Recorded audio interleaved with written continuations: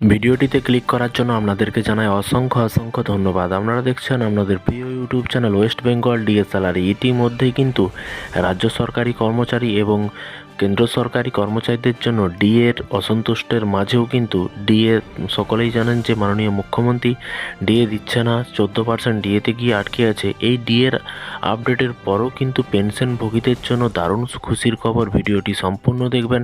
কি বলা হয়েছে এক নজরে দেখে নেব। চ্যানেলে যারা এই ভিডিওটি প্রথম দেখছেন চ্যানেলটিকে সাবস্ক্রাইব করে পাশে থাকা বেল আইকনটিতে প্রেস করে রাখুন। দেখতেই পাচ্ছেন এখানে বলা হয়েছে ডিএ সমস্যার মাঝে পেনশন নিয়ে দুশ্চিন্তা, তথ্য চেয়ে পাঠালো অর্থ দপ্তর থেকে কিন্তু তথ্য চাইলো যে পেনশনভোগীদের জন্য কি বলা হয়েছে চলুন এক নজরে দেখে নেওয়া যাক। এখানে বলা হয়েছে মহার্ঘ ভাতা অর্থাৎ ডিএ নিয়ে রাজ্য সরকারি কর্মচারীদের মধ্যে অসন্তোষ জারি রয়েছে। কেন্দ্রের সঙ্গে রাজ্য সরকারি কর্মচারীদের ডিএর তফাৎ রয়েছে দীর্ঘদিন ধরেই। দেশের অধিকাংশ রাজ্য সরকারি কর্মচারীদের কেন্দ্রীয় হারে কিন্তু ডিএ পেলেও পশ্চিমবঙ্গ তেমনটা কিন্তু না।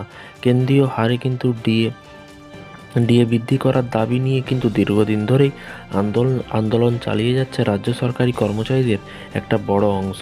এবং এখানে দেখুন আরও কি বলা হয়েছে। এখানে বলা হয়েছে কেন্দ্রের তুলনায় বেশ খানিকটা পিছিয়ে থাকা ডিএ বাড়ানোর দাবিতে প্রায় 1 বছর ধরে আন্দোলন চলছে রাজ্যের সরকারি কর্মচারীদের। তবে সাম্প্রতিক রাজ্য সরকারের তরফে ঘোষণা করা হয়েছে 4% হারে বাড়ানো হবে কর্মচারীদের ডিএ। যদিও এই ঘোষণায় চিড়ে ভেজেনি বিশেষ সরকারি কর্মচারীদের, বরং কেন্দ্রীয় হারে ডিএর বাড়ানোর দাবি তুলে আন্দোলন আরও জোরালো করার কথাও ভাবছে বেশ কিছু সংগঠন। এর মাঝে পেনশন নিয়েও কিন্তু কপালে চিন্তার ভাঁজ পড়ল আচমকা আম জনতার। রাজ্যের 6,000-এরও বেশি পেনশন প্রাপকদের যারা পেনশন পাচ্ছেন প্রায় 6,000। হঠাৎ করেই চিন্তার কারণ বেড়েছে। সাম্প্রতিক অর্থ দপ্তরের তরফে রাজ্য পুর নগর উন্নয়ন দপ্তরের অধীনে কিন্তু থাকা Kolkata metropolitan development authority, Kolkata metropolitan water and sanitisation authority এবং হাওড়া ইমপ্রুভমেন্ট ট্রাস্ট সংস্থাগুলির কিন্তু অবসরপ্রাপ্ত কর্মীদের পেনশন সংক্রান্ত তথ্য চেয়ে পাঠানো হয়েছিল। এই 3টি সংস্থায় অবসরপ্রাপ্ত কর্মচারীদের পেনশনের দায়ভার কে বহন করে? গত 2 অর্থবর্ষে পেনশনের খাতে কিন্তু মোট কত টাকা খরচ হয়েছে এবং বিগত 2 বছরে কোন খাত থেকে পেনশনের টাকা মেটানো হয়েছে কর্মীদের? এই সমস্ত